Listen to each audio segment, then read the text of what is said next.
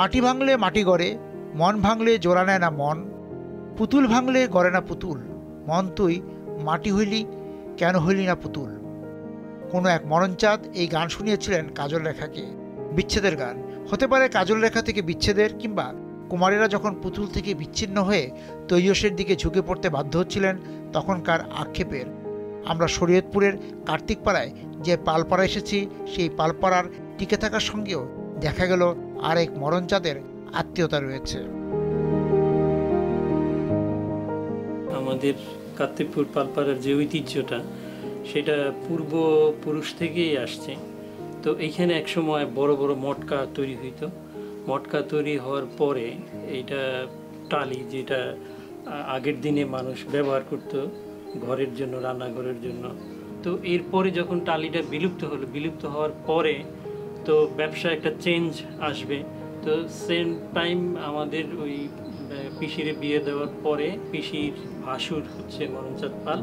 তো উনি মিনি হাতি, মানে ছোট ছোট হাতি, এটা কারিগা বাংলাদেশের মধ্যে একটা শ্রেষ্ঠ প্রতিষ্ঠান ছিল, ওখান থেকে ওই মিনি হাতিটা এখানে আসে। ওখান থেকে আসার পরে এইটা শুরু হলো, এই যে যাত্রা শুরু। এখন এই পালপাড়ার কি অবস্থা? এখন বর্তমানে পালপাড়ার মানে কারুশিল্পী হিসেবে বেশ বিশ্বে এবং বাংলাদেশে সুনামের সহিত এই কার্তিকপুরটা পরিচিতি লাভ। কয়টা ঘর আছে? এটা আমাদের টোটালে 6-7টা ঘর আছে। এখন এই যে আপনারা এই যে টেরাকোটার কাজ বা ফুলদানি, এই প্রকারের জিনিসগুলি বেশি করেন। দৈনন্দিন ব্যবহারে কি কি জিনিস লাগে সেগুলির ভিতরে আমাদের মানে ঘুরতে হচ্ছে, শৌখিন জিনিসের কম। হ্যাঁ।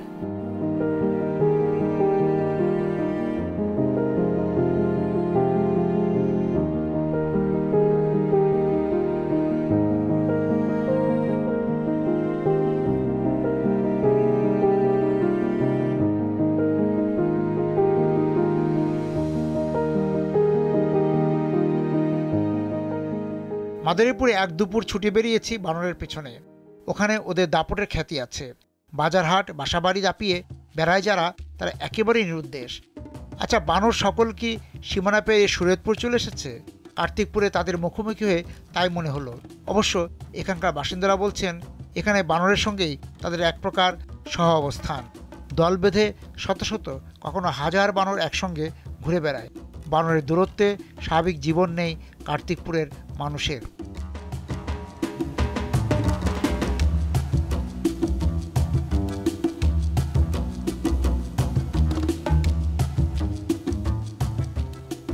বানর তো এই এলাকায় নাকি অনেক, কি অবস্থা বলেন তো বানরের? বানরে মানে আমাদের শাক সবজি ফসল যা যা লাগে সবকিছুই মানে খাবার খেয়ে নেয়। কখন আসে বানর?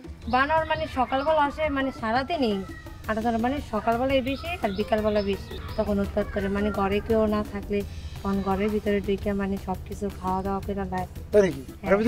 হ্যাঁ, ঘরের ভিতরে যে চাল ডাল তারপর যাবতীয় খালি মানে সবকিছু গিয়ে আমি ঢুকে খাওয়া দাওয়া করে আবার নোংরা করে খেয়ে আসি।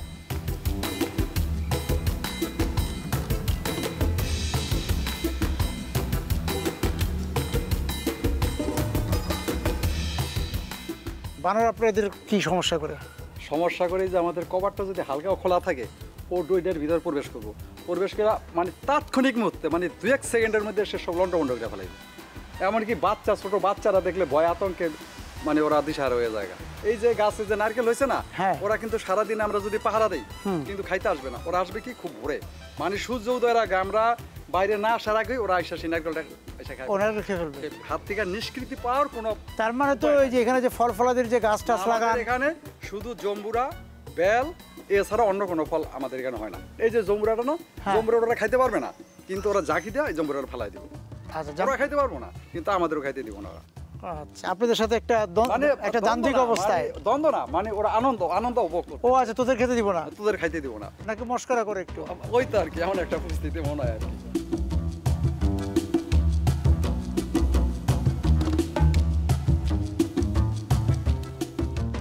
বানর আসলো কবে কার্তিকপুরে? অনেক বছর, আমার বিয়ে না হইতে আসে। ও আচ্ছা, ছোটবেলা থেকে বানর দেখছে। বানর কি কমলো না বাড়লো? বাড়ছে, কমে নাই? মানুষ বাড়ছে, বানর বাড়ছে।